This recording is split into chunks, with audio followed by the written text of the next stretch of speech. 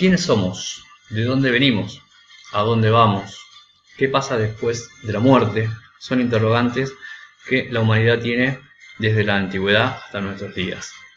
La palabra mito significa historia, ¿sí? El mito es una narración de carácter sagrado porque las personas que lo crearon creían en el mito. La función del mito es dar explicaciones a fenómenos naturales como respuesta ante lo inabarcable de la naturaleza.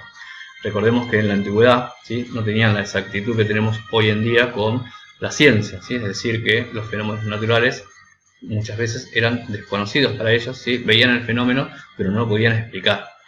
El mito se transmitía oralmente, por lo que podía cambiar, y pertenece al mundo maravilloso, que es un mundo que se rige por sus propias leyes y que es percibido como natural. Es decir, que en este mundo las cosas inexplicables como las creencias, ¿sí?, como creer en Dios, como creer en seres con fuerzas sobrenaturales, se percibía como normal o se percibía como parte de la vida, ¿sí? Porque el mito también formaba parte, forma, ¿sí?, parte de los hombres. Explican el origen de algún fenómeno natural o de la cultura. Así como veníamos hablando, el mito explica o da explicaciones a cosas que el ser humano todavía no entiende, o por lo menos en la antigüedad no entendía. Vemos en la foto a Poseidón. Poseidón era el dios de los mares, un dios muy importante para los antiguos griegos, porque ellos antes de salir a navegar invocaban a este dios para que las aguas estén tranquilas y no tengan problemas en la navegación, no tengan tormentas, ¿sí?, por ejemplo. A través de la intervención constante de dioses, diosas, semidioses y seres maravillosos y o fuerzas sobrenaturales, ¿sí? Los personajes en los mitos son los dioses y diosas. Los griegos pensaban o creían que ellos tenían relaciones entre sí y de la unión de un dios con otro dios salía una diosa, ¿sí? Las características de los dioses es que eran inmortales y tenían poderes, ¿sí? A diferencia, por ejemplo, de un semidios. Semidios es la unión de un dios con una mortal, ¿sí? En el caso de Zeus se une con una mortal y tienen a Hércules. Hércules es un semidios. Es mortal, tiene características, tiene fuerzas extraordinarias, por ejemplo, ¿no? En la foto lo vemos, bueno, en uno de sus trabajos tiene que bajar a buscar al Cancerbero y lo vemos en la fotografía. Bueno, vemos en la foto a Atlas. Atlas era el encargado de sostener el mundo, ¿sí? Atenea es la diosa, es hija de Zeus. Atenea surge, le pegan en la cabeza a Zeus y surge Atenea con su yelmo, con su casco. Ella es la diosa de la sabiduría y de la guerra. Los griegos fueron famosos por sus criaturas y sus monstruos, no tuvieron mucha imaginación en este sentido. Bueno, vemos la hidra, por ejemplo, que era un animal que le escupía fuego y que tenía muchas cabezas, y si le cortaban la cabeza se volvía a regenerar y salía otra cabeza, ¿sí? O el caso del Minotauro, o la Medusa, que tenía serpientes en la cabeza, si le mirabas fijamente se convertía en piedra, ¿no? Y el Cancerbero. El Cancerbero lo vamos a ver en la presentación. El Cancerbero estaba encargado, ¿sí?, del inframundo. Nadie podía escapar del inframundo y el perro era el encargado de que nadie salga. Con los monstruos griegos. Tipos de mitos. Bueno, nos encontramos con varios tipos de mitos de acuerdo a las características y a la explicación que daban cada uno, ¿sí? Por ejemplo, los mitos cosmogónicos y los teogónicos, ¿sí?, eran los encargados de narrar la creación o el surgimiento del mundo, ¿sí? Las teogonías narraban el nacimiento de los dioses. Esta clase de mitos son los más importantes dentro de las mitologías a nivel mundial, digamos, porque todos los pueblos tuvieron sus mitos cosmogónicos, los mitos de creación, ¿sí? De dónde surgimos, cómo surgió todo, cómo surge el mundo, cómo surgen los hombres, ¿sí? Los mitos culturales cuentan cómo se originó un artefacto cultural o cómo el hombre logró dominar alguna técnica. Vemos en la foto el mito de Prometeo. Prometeo le roba el fuego a Zeus, ¿sí?, con las semillas de un tallo de higo le roba el fuego a Zeus y se los entrega a los hombres, ¿sí?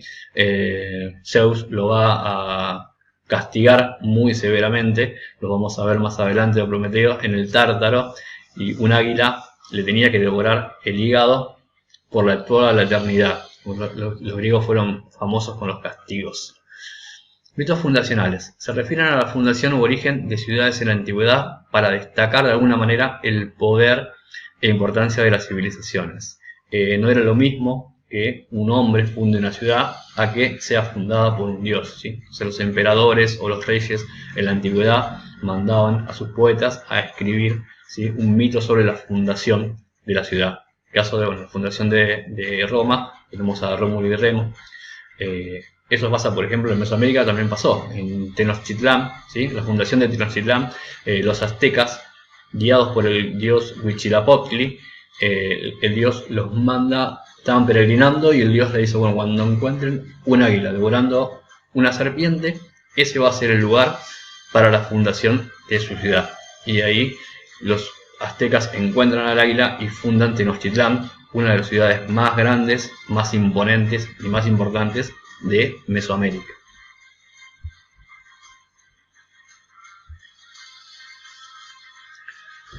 La teogonía de Hesíodo. Bien, Hesíodo fue un poeta griego del 700 a.C., ¿sí? Él tiene otras obras aparte de la teogonía, el escudo de Heracles y trabajos y días, muy importantes también, este poeta griego. Los griegos eran politeístas. Esto quiere decir que ellos creían en muchos dioses, ¿sí?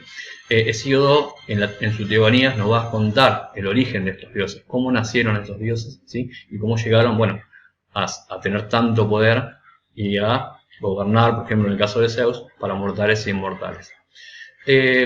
Hesíodo estaba muy tranquilo pastando ovejas hasta que se presentan las musas, son las diosas de la sabiduría, y le revelan, ¿sí?, la creación. Revelan cómo fue creado o cómo surgen los primeros dioses. Hesíodo nos cuenta que todo surgió de caos, ¿sí? De caos ya no había nada y de repente aparece algo material de forma que es caos, ¿sí? Con caos se va a formar el día y la noche. Esta teogonía es mucho más amplia. Yo, para hacer la presentación, tomé los aspectos más importantes, más relevantes, para que ustedes después puedan hacer el trabajo con el material teórico que les voy a dejar para la asignatura, para la materia, para que la puedan trabajar. Bien, Hesíodo nos cuenta entonces de la primera generación. De caos va a surgir Gea, ¿sí? Gea es la madre tierra. Y Gea por sí misma engendra a Urano. Algo muy importante, que los dioses van a tener uniones, y uniones de tipo sexual, ¿sí? Van a ser hombres y mujer, se van a unir y de la unión van a nacer nuevos dioses, ¿sí? Este es el caso de Gea y Urano. Pero antes tenemos a Eros, que es el dios del amor, que también pertenece a la primera generación de dioses, que el amor era bastante importante para el mundo griego, ¿sí? Tenemos que de la unión de Gea y Urano, ¿sí?, nacen los titanes. Los titanes van a ser 12, ¿sí? Son 6 hombres y 6 mujeres. Los últimos en nacer son Cronos y Rea.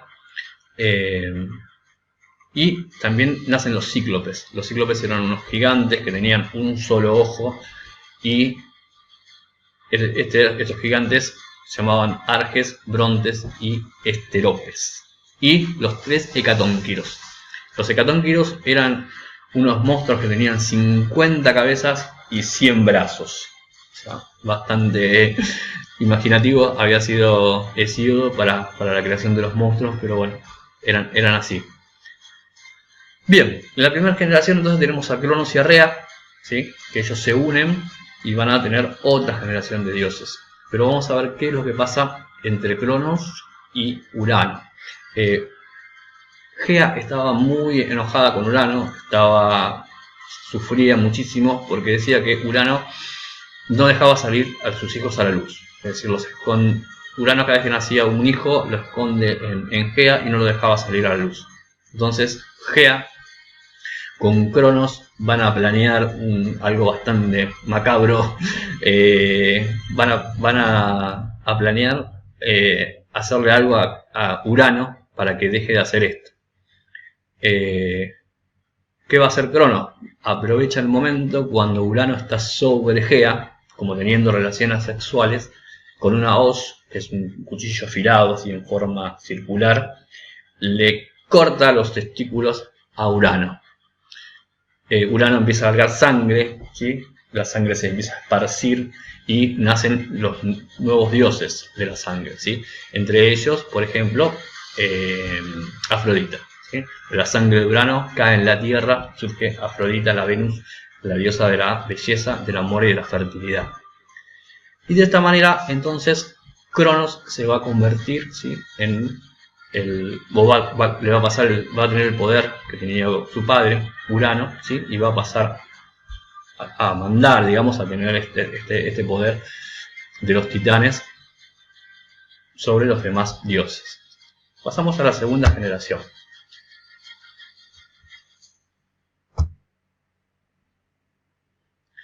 En la segunda generación, ¿qué pasaba? Empezaron a ser los dioses del Olimpo, ¿sí? Entonces dijimos que de la unión de Cronos y Rea empiezan a surgir nuevos dioses, ¿sí? Los primeros en nacer son Hades, Poseidón, Demeter. También van a ser los dioses del Olimpo, van a ser 6 y 6, 6 hombres y 6 mujeres. ¿Qué pasaba con Cronos? Cronos había matado al padre, tenía todo su poder y tenía miedo de que un hijo suyo le vaya a quitar el poder que tiene ahora. Entonces, ¿qué hacía? Cuando nacía un hijo, se los comía, ¿sí? Nació Hades, dios del inframundo, se lo come. Nace Poseidón, se lo come.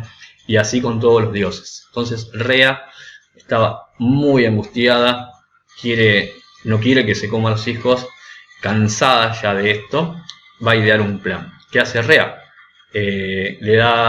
Esconde, cuando van a ser Zeus, lo esconde, ¿sí? En una isla de Creta. Y le da a Cronos una piedra envuelta en pañal. Cronos se come al bebé, a la piedra, pensando que es Zeus, y esconden a Zeus. Cuando Zeus es mayorcito, digamos, es grande y tiene ya el poder para enfrentar a su padre, lo va a enfrentar y se va a producir la batalla de los dioses del Olimpo contra los titanes. Finalmente, Zeus va a vencer a Cronos.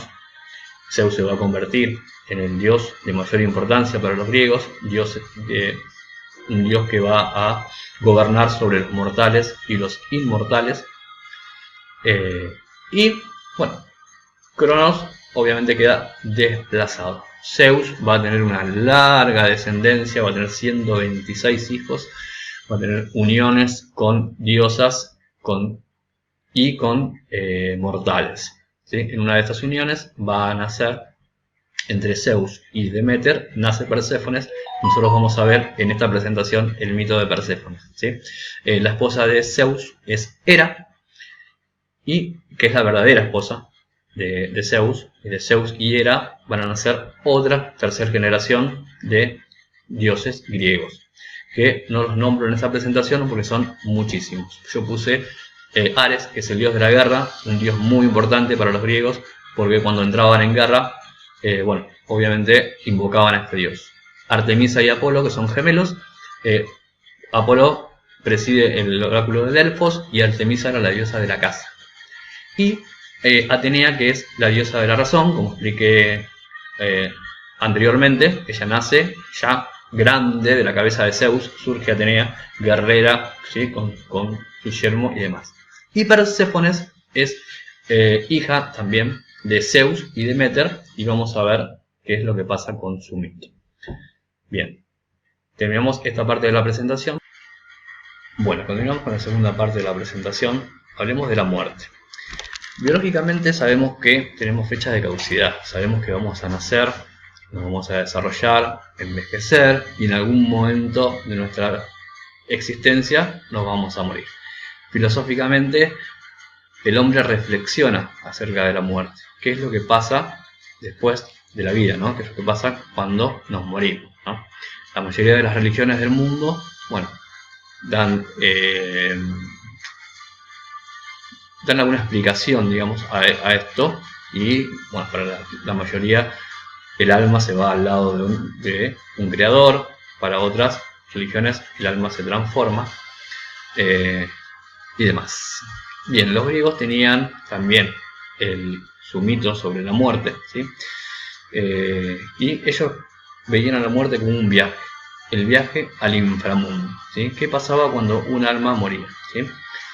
Voy a hablar en primera persona, les voy a comentar, siendo un ciudadano griego, qué es lo que pasaba si yo me muero, ¿sí? Bueno, primero, me muero. Entonces, mi alma era llevada hasta cerca de un río, hasta la orilla de un río, por Hermes. ¿Quién es Hermes? Hermes era el mensajero de los dioses, ¿sí? Y encargado de transportar las almas hasta la orilla del río, en este caso el río Estigia. En la orilla del río se encontraba Caronte. Caronte es el barquero. El barquero era el encargado de transportar el alma por el río hacia el Averno, hacia el inframundo. Pero el barquero cobraba, ¿sí? Cobraba una moneda, un óbolo, ¿sí? Que los griegos, cuando una persona moría, ponían las monedas en los ojos o se lo ponían abajo de la lengua. Creo que me va a valer una pila, ¿no? Pero simbólicamente simbolizaba que esa moneda era para Caronte, para que transportara el alma al inframundo, ¿sí?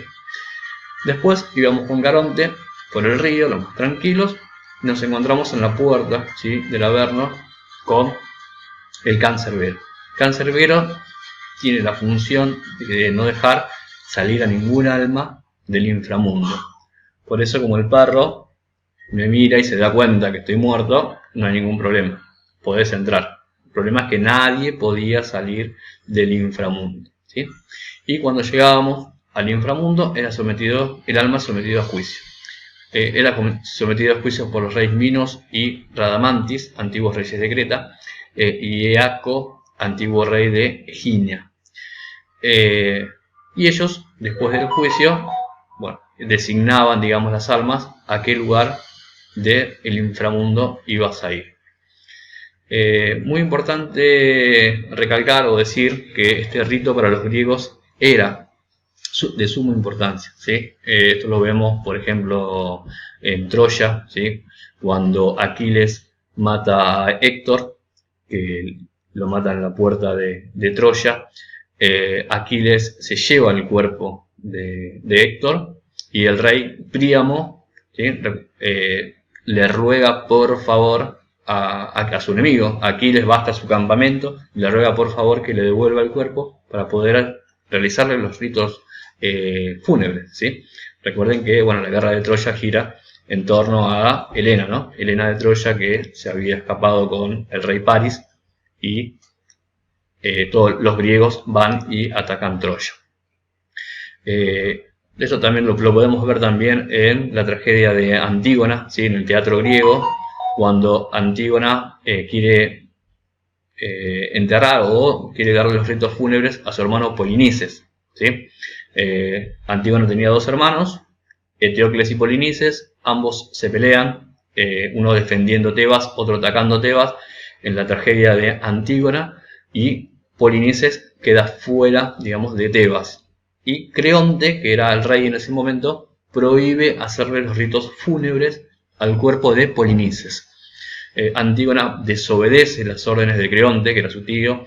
Este le va a dar un castigo ejemplar. En la tragedia de Antígona muere enterrada en una pila de piedra, ¿sí?, por desobedecer las órdenes de Creonte, que era no enterrar o no realizarle los ritos fúnebres al cuerpo de Polinices. O sea que para los griegos era de suma importancia los ritos fúnebres.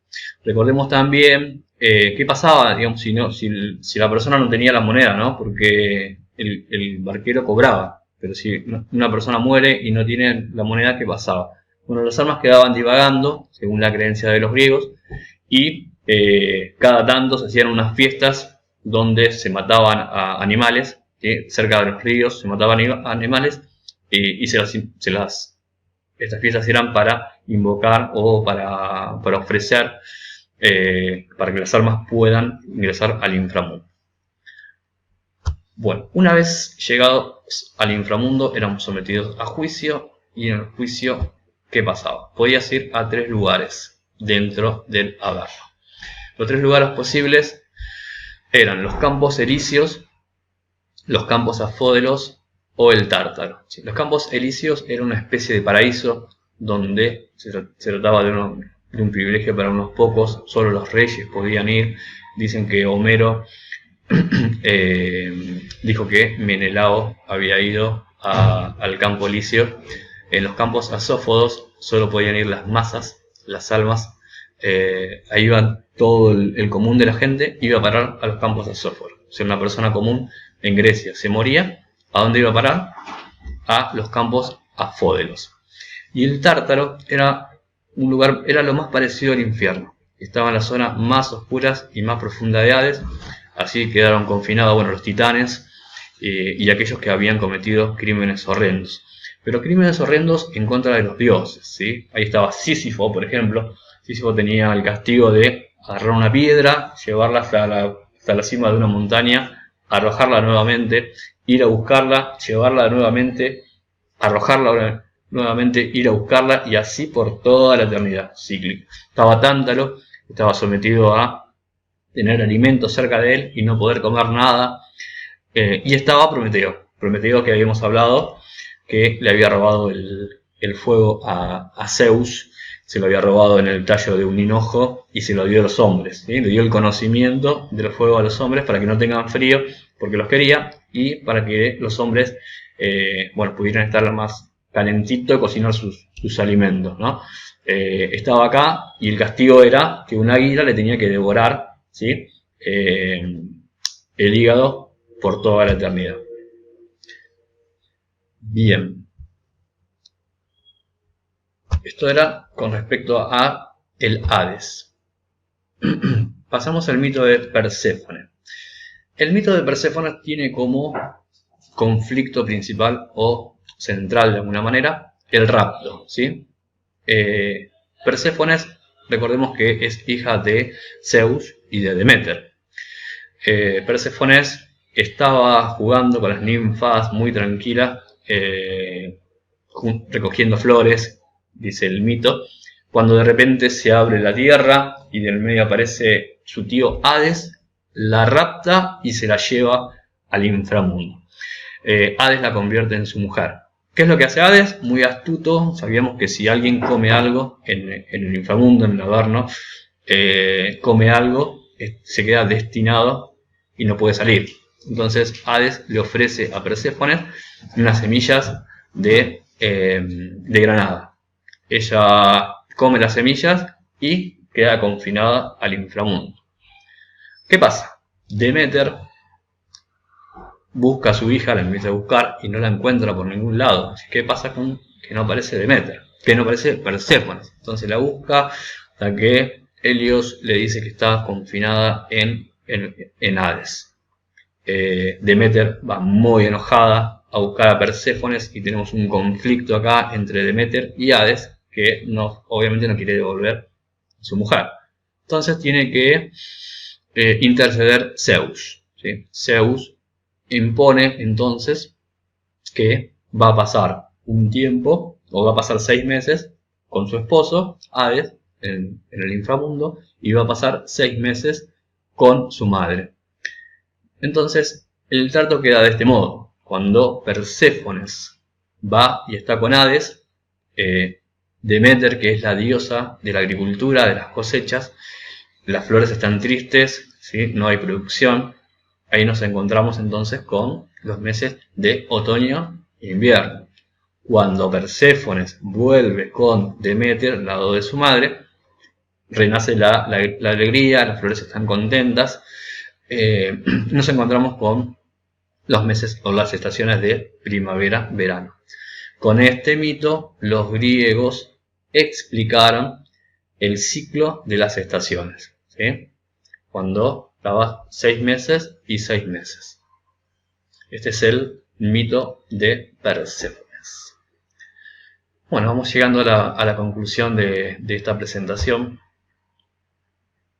tenemos como conclusión de que casi todos los géneros literarios que conocemos hoy en día nacieron en el mundo griego. Ya hablamos de la épica, ¿sí? La Ilíada, la Odisea, son del supuesto poeta griego, ¿sí? Hoy también se está en discusión si ambas obras son de Homero, pertenecen a la épica. La lírica, ya hablamos de poetas muy importantes en el mundo griego, como Hesíodo, Ovidio, ¿sí? Homero, y la dramática, ¿sí? El teatro griego nace en Grecia en el siglo IV a.C., en Atenas, ¿sí?